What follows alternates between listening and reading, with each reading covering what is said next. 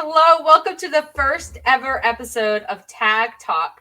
My name is Kylie. This is Haley. You might recognize us from the late great Demo Divas. R.I.P. We're so excited to be here. This is such a big passion project for us. I probably should have let Haley introduce herself, but we're both really into tag team wrestling. And we wanted to make a show to really celebrate tag team wrestling and everything it can be and everything it should be. So this isn't going to be just a review show. It's not just going to be about matches and so on. But, we're just going to take it in stride. The world of tag team wrestling is constantly evolving. We're going to talk about all the important things, but also the things that are important to us. So, Haley, introduce yourself. Yes, I'm Haley. As she said, I am her former co-host with Demo Divas on Fightful Overbooked. I also do other wrestling content. You can find me on Twitter to find all of that. But yeah, I'm just super excited for this. It's a long time coming. Honestly, we've been talking about doing this show for a long, long time, and we were just never in the right spot to do it, I think. And now I feel like we're both at a place with, our experience and sort of our confidence in ourselves that we can do this show and do tag team wrestling the justice it deserves. That doesn't often get. Speaking of respect, it often doesn't get. You watched Rampage, right? Yes. Okay, so I feel like there's mixed opinions about this match. So AEW Rampage, it was FTR and Trent versus Aussie Open. I know I have my own opinions about Aussie Open, but Haley, I need your honest review of this match. What were your thoughts? So I also have a very conflicting opinion about this match. I thought that wrestling-wise, it was obviously very well put together. I mean, incredible wrestlers. However, I just feel like with Forbidden Door coming, the build has been a little We don't really have that many matches announced. And I feel like this kind of just it didn't come out of nowhere. I guess there was maybe a little bit of build, especially with Trent backstage, but I don't know. Yeah, I definitely feel like maybe AEW took on too much trying to do Double or Nothing and then Forbidden Door like a month or so after. I don't like FTR in the spot, and that has nothing to do with them, having a match on Forbidden Door or even them wrestling Aussie Open. But I would like to see FTR get some build to a tag title match, whether that's against, Chase Owens and Bad Luck Fale, who are the IWGP Heavyweight Tag Team Champions, whether that's them doing something else. And we'll talk about this later in the show. I don't understand why FTR isn't involved in the AEW World Tag Title picture. And this match, I think, reflected that. I think of everyone in this match, FTR was the most popular. They're the most over. And it brings up another issue with the build to Forbidden Door. They're introducing people like Aussie Open, who are, by all accounts, a solid group, a solid tag team. But the fans don't necessarily know them, because not everybody who watches AEW watches New Japan. And if you haven't watched New Japan in a long time, then you clearly don't know Aussie Open. And so I think this match really suffered because of that. Yeah, I definitely agree. And I saw a lot of talk online about, United Empire as a whole just kind of taking the loss. But I do think that they're going to go over it to pay-per-view.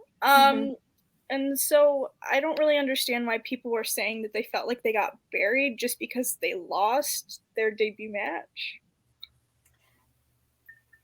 I feel like that's a whole other conversation we could have about wrestling terms being used incorrectly, but it is a little weird because AEW has this focus on tag team wrestling more than any other promotion.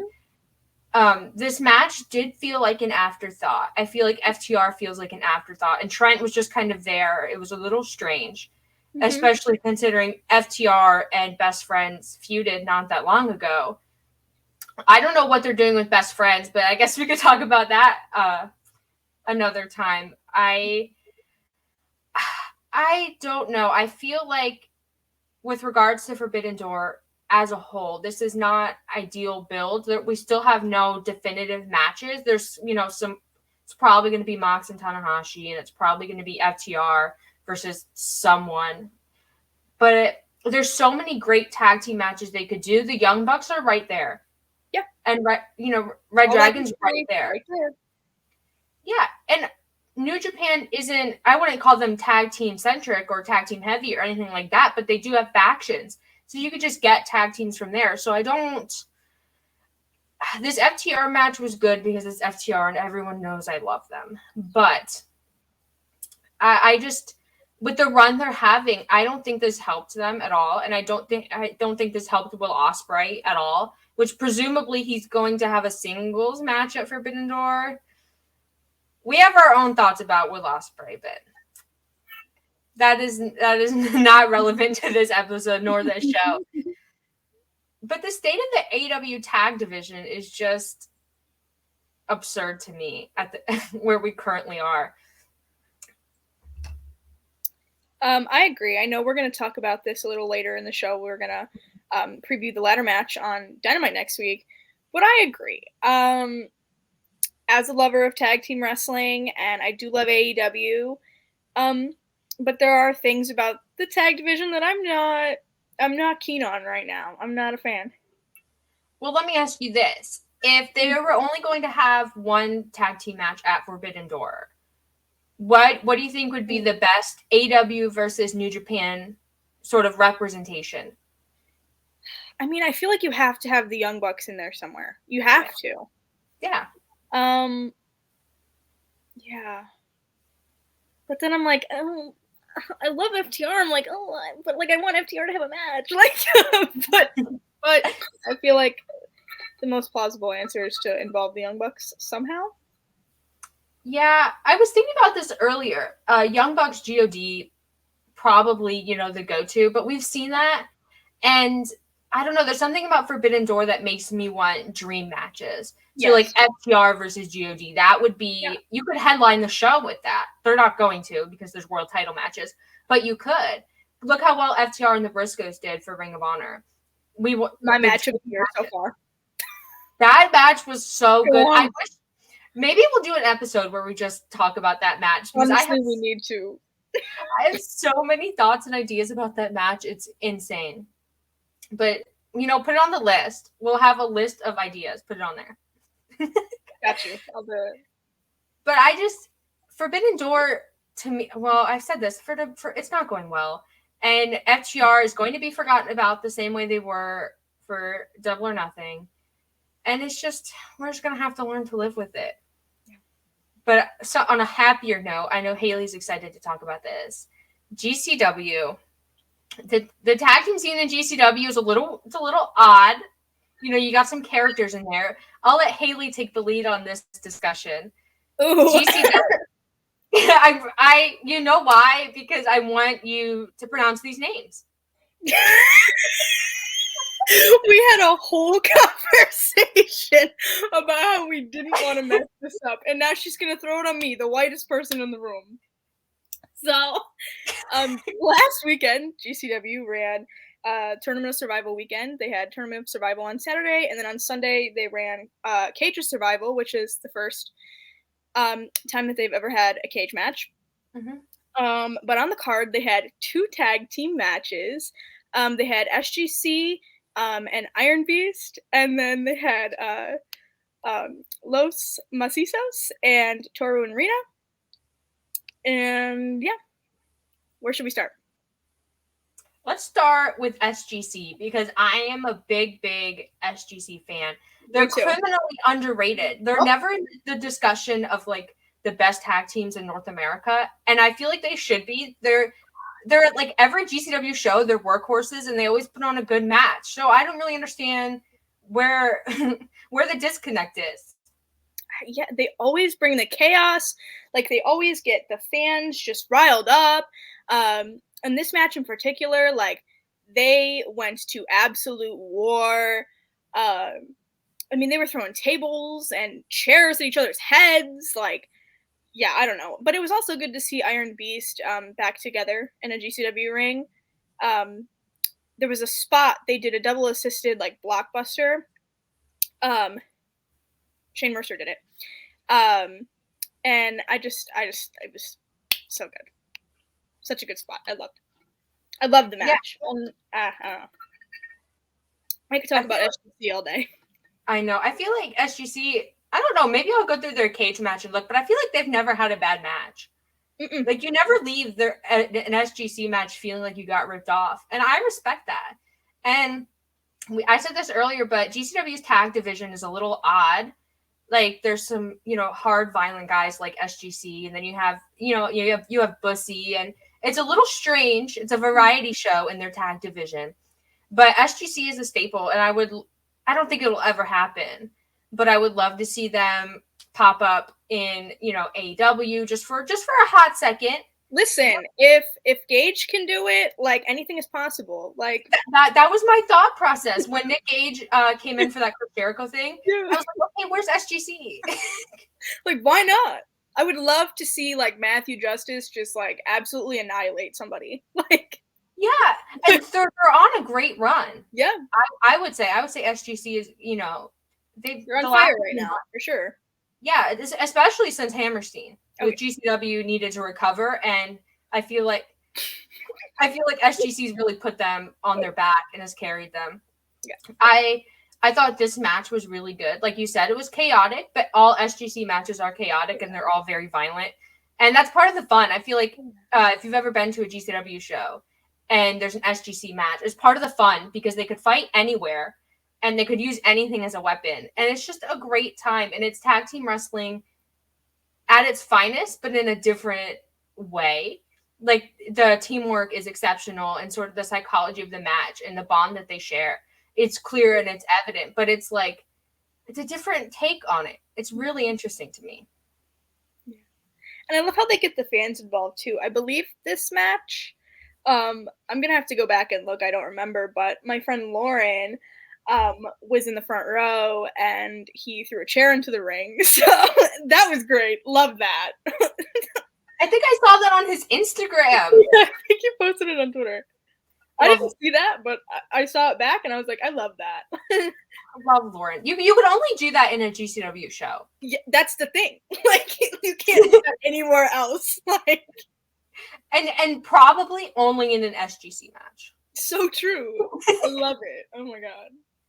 I hope we see more SGC in the future. I would love to see. I'd just love to see them do everything. So this second match, Haley, I need to know your thoughts about it. You don't have to say Los Metsitos again. I won't make you do it again. Go ahead. But this match, it was kind of the exact opposite in that these guys aren't GCW staples or GCW pillars, to use a popular term. But I thought they killed it when I saw this match. I did too, especially because it was in the deathmatch style. I was like, ooh, I don't know how this is going to go, but I loved this match. Honestly, it was my match of the entire weekend. I thought that both teams brought it. It was my first time seeing either of them live. Mm-hmm. Loved it. I just thought it was incredible. I think Toru and Rina especially are two of the best deathmatch wrestlers in Japan right now. So I'm glad that they are kind of getting their flowers, especially in a company like GCW. So I thought it was really interesting to pair them together and put them in this match. Yeah, I definitely think deathmatch wrestling is becoming more popular in, the West. I think a lot of the stigma has been removed, and, that's due in part to GCW and somewhat CZW. And I'd like to see that it's being respected in this way, and tag team deathmatch wrestling even more. It's like two of, the ugly stepchildren of wrestling, and you put them together and you get magic. And that, to me, that's what this match was. I don't think, I know some people were saying they thought it was, a little bit too much for the crowd. I disagree. It's GCW, and I've definitely seen worse than GCW. If we're being completely let's not forget that Tournament of Survival was the night before. Yeah, I've definitely seen worse. Yeah. I of course wasn't there live. I watched it on my TV, but I thought the match was great. I'm not sure how much of both of these teams that we'll be seeing in GCW moving forward. I don't know if they're going to become regulars but I think they'd be interesting to have in the tag, division, whatever tag division GCW has. I think there's something special to be said about wrestling that is this violent, but also sort of choreographed in a way that deathmatch wrestling is. It is an art form. It's not safe. I won't go ahead and say it looks dangerous, but it's safe, because it's not. But I think all four of these wrestlers have really mastered the art of making everything look as violent and horrific as possible while keeping themselves as safe as possible. And it did take me a long time to get into deathmatch wrestling. As a kid who grew up in the hardcore era, where I watched a lot of hardcore wrestling as a kid, there's some things that I'm fine with, but there's a lot of deathmatch wrestling stuff that it took me a long time to get into it. But once you watch a lot of it and you get into the psychology of it and just the entertainment aspect of it, there's a lot to be found there. And there's a lot of artistic value to be found. And you combine that with tag team wrestling, which you also have to think about. It's not going to be, obvious to you at first. And you get matches like this. And, it was your match of the weekend. I thought it was probably match of the weekend for GCW. So it was just great. Yeah, and Los Macizos are former GCW Tag Champions. So it was cool to see them back in the ring. And no matter the outcome of this match, it really wouldn't have mattered to me, because I think that both teams shined. And at the end of the day, I think that's all that they set out to do. So, yeah, and they sent the fans home happy, so it was a great match. I loved it. Yeah, tag team wrestling done right, regardless of, the style or the circumstance, I think fans really do enjoy it. And I know there's a lot of critics out there who say that tag team wrestling has to look a certain way, or, wrestlers have to act a certain way. And I don't think that's true. I think when you bend the rules a little bit, like in deathmatch wrestling, you bend them a lot. But when you bend the rules, you can really make something that's very interesting. And I think the GCW crowd is unique and special in that they just accept everything. They really do. Just roll with it, and it's great. Yeah. I can't tell you. There were some things that would happen, and I'd be like, "Huh, that was interesting." And then everybody next to me would be like, "Yeah," and I'm like, "Yeah!" I just feed off the crowd. I just went with it. It's so. I love GCW crowds. They're the best. I don't think I've ever been in a bad GCW crowd. Yeah.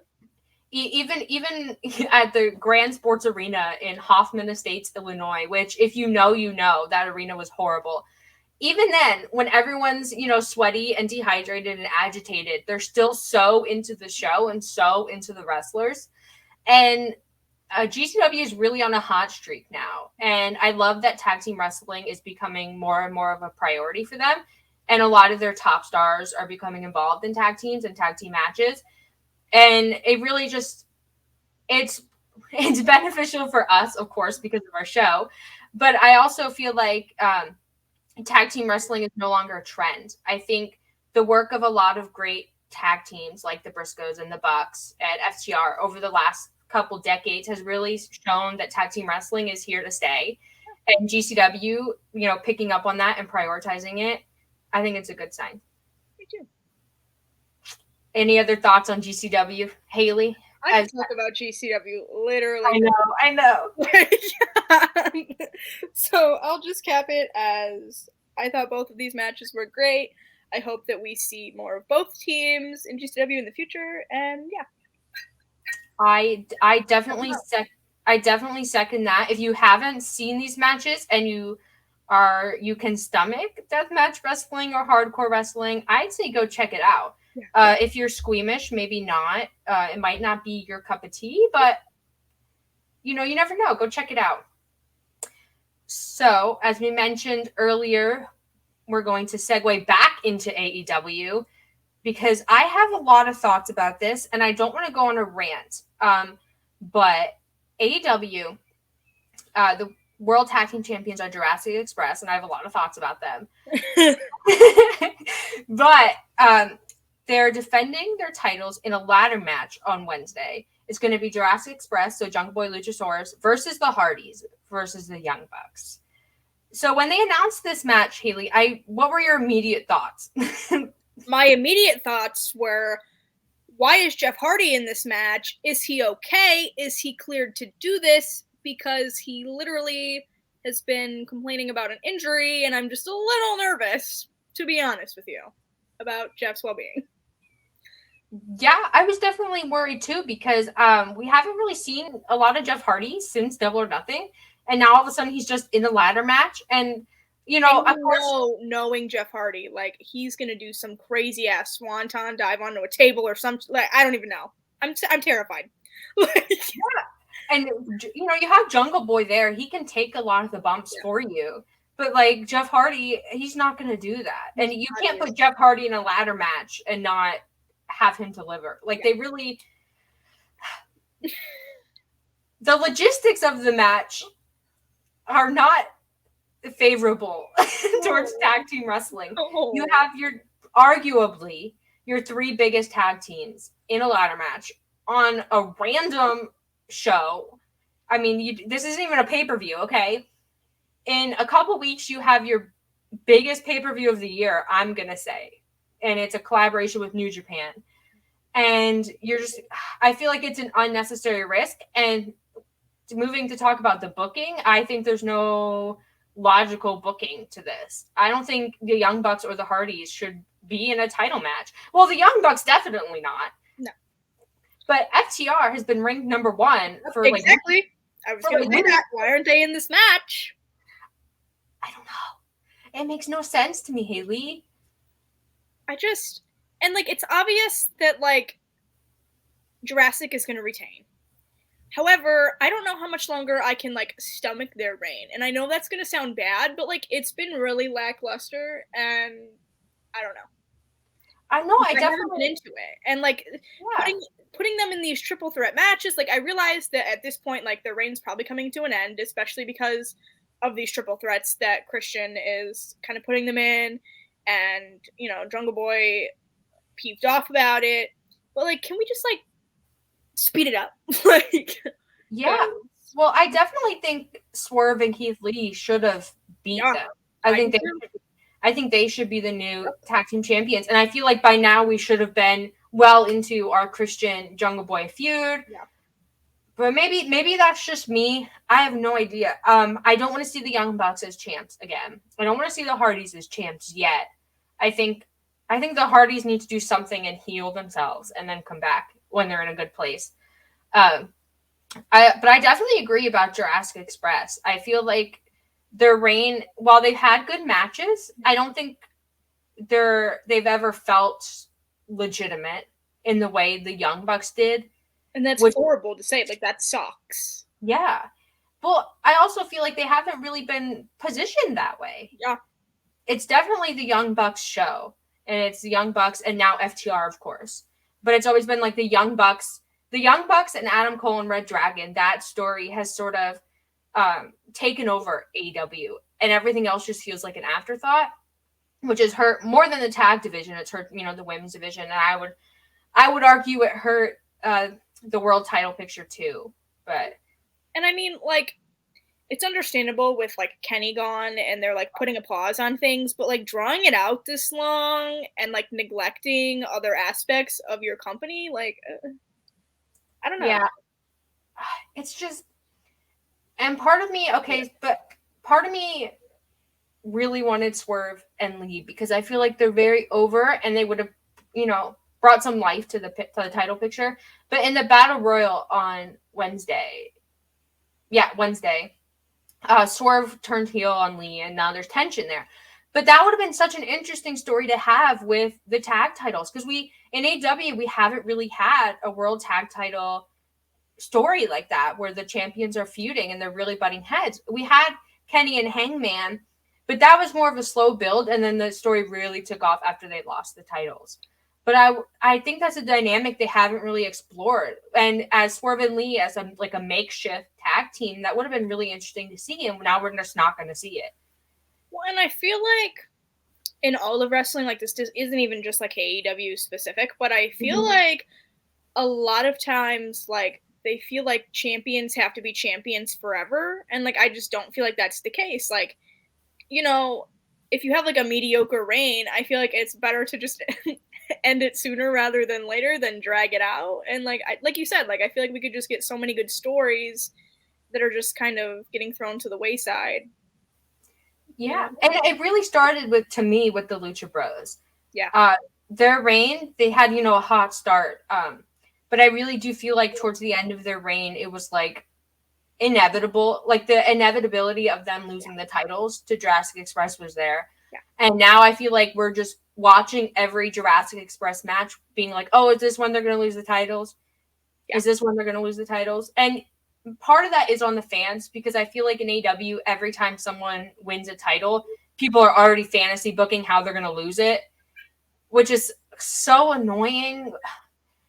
But also, it's not Jurassic Express's fault. No, I don't want people to think I hate Jungle Boy or Luchasaurus. I love them. I just feel like we've been simmering this Jungle Boy Christian feud for so long, and now it's just like we're just waiting. And that's never a good place for champions to be. And they just keep getting thrown into these matches, and I don't know. People are getting sick of it. Like, yeah.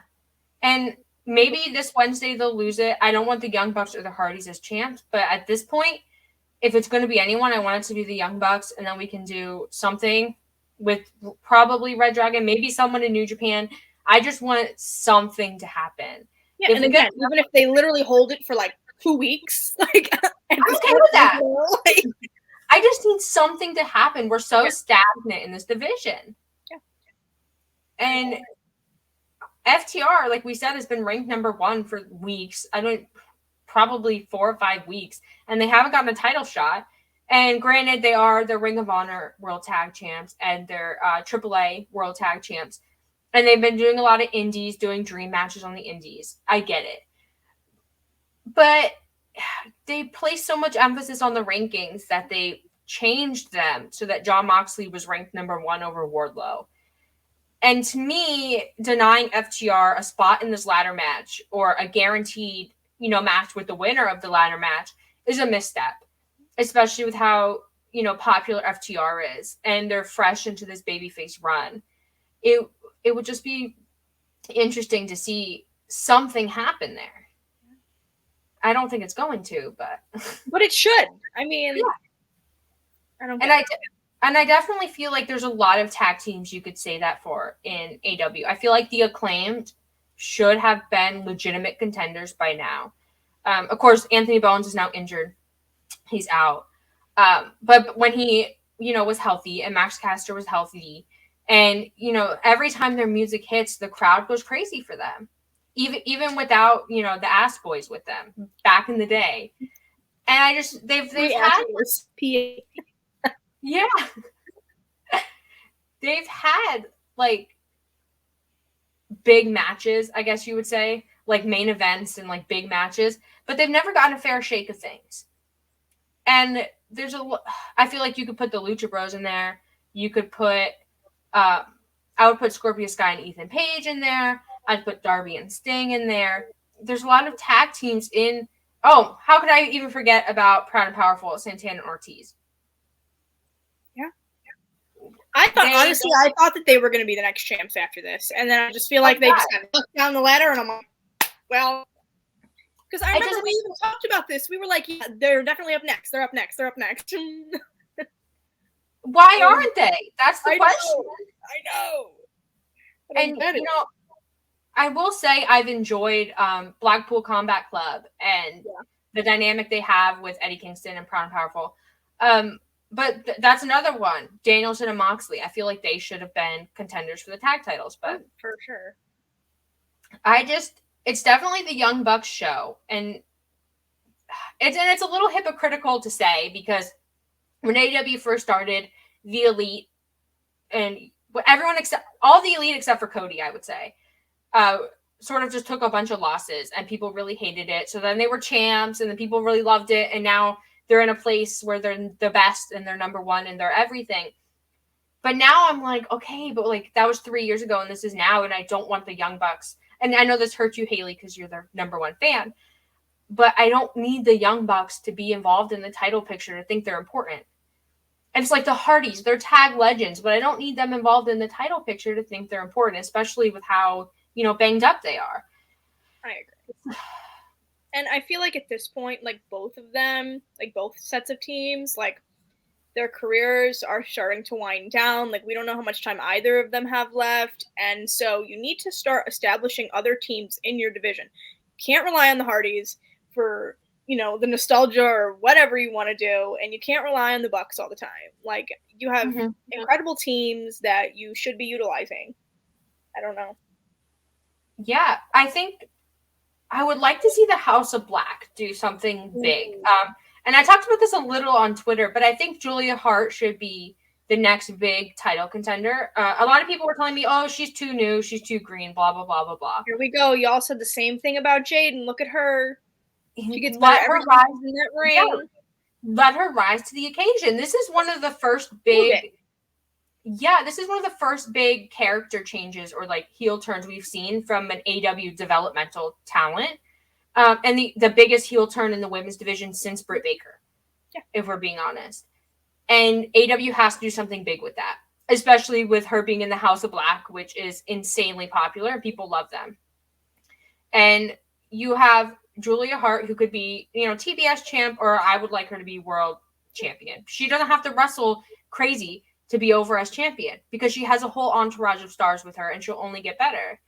And you have Malachi Black, who is in the, what is the title? All Atlantic thing? Yeah. He could win that.